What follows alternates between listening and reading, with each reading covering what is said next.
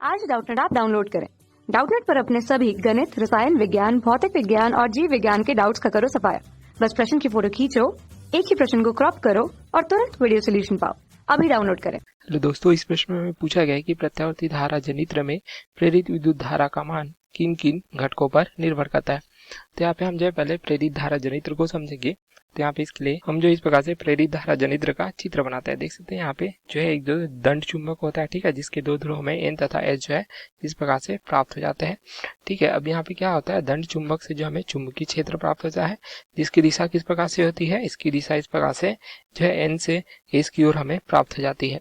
अब इसके मध्य में देख सकते हैं यहाँ पे जो ध्रुव है N तथा S, अर्थात उत्तरी ध्रुव तथा दक्षिणी ध्रुव के मध्य में हम इस प्रकार से एक जो है आयताकार कुंडली रखते हैं, जिसे हम PQR से दर्शाते हैं।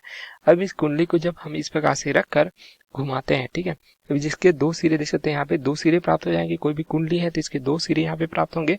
तो एक सिरा देख सकते हैं इस प्रकार से जो है एक सर्पी वलय से जुड़ा होता है इस प्रकार से, जिससे हम सिर जो है स्लिप रिंग कहते हैं। ठीक है, उसी प्रकार दूसरा सिरा भी इस प्रकार से दूसरी सर्पी वलय से जुड़ा होता है, जिसके कारण इसके दो सिरे प्राप्त हो जाते हैं। अब इस जो है परिपथ को हम बाहरी जो है परिपथ से जोड़ देते हैं। मान लीजिए यहाँ पे कोई बल्ब है, ठीक है, इससे जोड़ देते हैं, तो जिसके कारण क्या होता है, यह बल्ब जो है जलने लग जाता है। अब यहाँ पे जो धारा प्राप्त हो जाती है हमें किस प्रकार से प्राप्त होती है, यह जो है प्रत्यावर्ती धारा प्राप्त होती है, जिसकी दिशा इस प्रकार से प्रत्येक दिशा यहाँ पे देखिए प्रत्येक अर्धचक्र में यहाँ जो है अपनी दिशा जो है परिवर्तित करती है। अर्थात यह जो कुंडली है इसे जब हम घुमाते हैं, देख सकते हैं इस प्रकार से हैंडल की सहायता से जब हम इसे घुमाते हैं तो क्या होता है, जो कुंडली की दिशा है परिवर्तित होती है। अब कुंडली की दिशा जब परिवर्तित होती है इस प्रकार से, तो यहाँ पे धारा की दिशा भी परिवर्तित होते हैं। देखिए इसकी क्रिया विधि किस प्रकार से होती है। जब इस प्रकार से कुंडली को रखा जाता है तो प्रथम स्थिति में मान लीजिए इससे बद्ध फ्लक्स φ1 है, इसका मान कुछ है। द्वितीय स्थिति में जब घुमाया जाता है इसे, ठीक है, हम जब घुमाते हैं तो इससे बद्ध फ्लक्स φ2 का मान प्राप्त हो जाएगा। ठीक है, इस प्रकार से प्राप्त होगा। तो यहाँ से क्या प्राप्त होता है, जो बद्ध फ्लक्स है जो है BA cos omega T, omega यहाँ पे कोणीय वेग को दर्शाता है। ठीक है, तो यहाँ पे ओमेगा कोणीय वेग से जब इसे घुमाया जाता है इस प्रकार से वित्तीय कक्षा में गति कर रही, तो कोण यहाँ पे हमें कोणीय वेग प्राप्त होता है BA cos ओमेगा टी के रूप में। उसी प्रकार द्वितीय स्थिति में भी क्या हो जाएगा, BA cos ओमेगा टी, जहाँ पे B चुंबकीय क्षेत्र की तीव्रता को दर्शाती है तथा ये जो है कुंडली के क्षेत्रफल को दर्शाती है इस प्रकार से। तो यहाँ पे ओमेगा टी का मान जो है परिवर्तित हो जाएगा। ठीक है, इस प्रकार से हमें जब प्राप्त हो जाता है। अब देखिए यहाँ पे फ्लक्स में परिवर्तन क्या हो जाएगा, इसका कुछ ना कुछ मान होगा। ठीक है, जो हमें मान लीजिए प्रथम स्थिति में जो बद्ध फ्लक्स है यह जो है शून्य प्राप्त हो रहा है। ठीक है, क्योंकि यहाँ पे प्रथम स्थिति में हमें जो है शून्य प्राप्त होगा, इससे बद्ध फ्लक्स कुछ नहीं है, तो द्वितीय स्थिति में φ2 के मान के बराबर होगा। इस प्रकार से तो फ्लक्स में परिवर्तन dt समय के साथ देखें तो d∅/dt ये हमें कुछ इस प्रकार से प्राप्त हो जाता है, जो ऋणात्मक होता है। ठीक है, तो φ2 ऋण φ1 यह मान हमें प्राप्त होगा। तो इसका परिमाण देखें तो E बराबर यहाँ पे d∅ का मान रखेंगे, तो ऋण n d∅ का मान क्या है, BA cos ओमेगा टी बटे dt। तो यहाँ पे dt अर्थात t के सापेक्ष यहाँ पे अवकलन करेंगे। ठीक है, इस प्रकार से तो हमें यहाँ से क्या प्राप्त हो जाएगा, ये हो जाएगा ऋण n BA ओमेगा जो है साइन ओमेगा टी। ठीक है, कॉस का यहाँ पे ऋणात्मक जो है प्राप्त होता है हमें ऋण साइन ओमेगा टी, तो ऋण ईंधन हो जाएगा। तो विद्युत वाहक बल जो प्रेरित होता है इसके लिए सूत्र हो जाएगा NBA omega sine omega T के रूप में। इस प्रकार से यहाँ पे टी के सापेक्ष हमने जो है अवकलन किया, तो यहाँ पे ओमेगा भी प्राप्त होगा।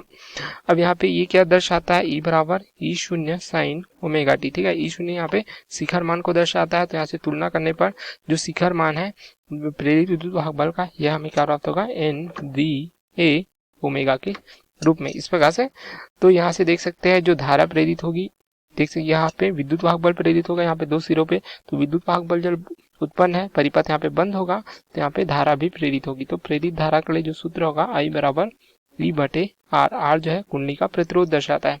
ठीक है, इस प्रकार से जब धारा प्रवाहित होती है तो यहाँ पे देख सकते हैं जो धारा है किस पर निर्भर करती है हमें पूछा गया, तो E का मान रखेंगे तो NBA ओमेगा बटे R। R यहाँ पे जो बल्ब है इसका प्रतिरोध दर्शाती है। ठीक है, तो यहाँ से इस प्रकार से हमें प्राप्त हो जाता है। तो हमें पूछा गया था जो प्रेरित धारा है किस किस मान पर निर्भर करती है। ठीक है, प्रत्यावर्ती धारा जनित्र में प्रेरित विद्युत धारा किन मानों पर या घटकों पर निर्भर करती है। तो पहली निर्भरता देख सकते हैं यह हमें क्या प्राप्त हो जाती है। इस प्रकार से जो प्रेरित धारा है यह निर्भर कर रही है पहले जो फेरों की संख्या पर, ठीक है। जो कुंडली है यहाँ पे इसकी फेरों की संख्या जिसे हम किससे दर्शा रहे हैं, इसे जो है एन से दर्शा रहे हैं, तो इस पर निर्भर कर रही है जितना अधिक फेरों की संख्या होगी प्रेरित धारा का मान उतना अधिक प्राप्त होगा। दूसरा यहाँ पे बी क्या दर्शाता है, चुंबकीय क्षेत्र की तीव्रता, अर्थात जो है चुंबकीय क्षेत्र की तीव्रता पर भी हमें क्या प्राप्त हो रहा है, देख सकते हैं प्रेरित धारा का मान निर्भर प्राप्त हो रहा है। तो यहाँ पे चुंबकीय क्षेत्र की तीव्रता जितनी अधिक होगी तो यहाँ पे प्रेरित धारा का मान उतना ही अधिक प्राप्त होगा। उसी प्रकार से ए क्या दर्शाता है, जैसे हमने बताया ये जो है यहाँ पे कुंडली के क्षेत्रफल को दर्शाता है। तो कुंडली का क्षेत्रफल जितना अधिक होगा यहाँ पे प्रेरित धारा की जो है दिशा यहाँ पे देख सकते हैं इसका मान जो है हमें अधिक प्राप्त होगा। तो कुंडली में फेरों की संख्या पर भी यहाँ पे जो प्रेरित धारा है निर्भर करती है। तो इस प्रकार से जिसे हम ए से दर्शा रहे हैं, ठीक है। उसी प्रकार चौथी निर्भरता देखें तो यहाँ पे ओमेगा, ओमेगा क्या दर्शाती है, यह जो है दर्शाती यहाँ पे कोणीय आवृत्ति को। तो जिस कोणीय आवृत्ति से यहाँ पे कुंडली घूमती है उस पर भी क्या निर्भर करती है, प्रेरित धारा। तो कुंडली की कोणीय आवृत्ति पर भी हम देख सकते हैं यहाँ पे प्रेरित धारा निर्भर करती है। जो कोणीय आवृत्ति का मान जितना अधिक होगा प्रेरित धारा हमें उतनी अधिक प्राप्त होगी। तो इस प्रकार से जो है हमें प्रेरित धारा की निर्भरता प्राप्त हो जाती है जो हमें इस प्रश्न में पूछा गया था। Okay, thank you. कक्षा 6वीं से 12वीं से लेकर नीट, IIT, JEE वो एडवांस के लेवल तक 1 करोड़ से ज्यादा छात्रों का भरोसा। आज ही डाउनलोड करें डाउटनेट ऐप या व्हाट्सएप करें अपने सारे डाउट्स 8400 400 400 पर।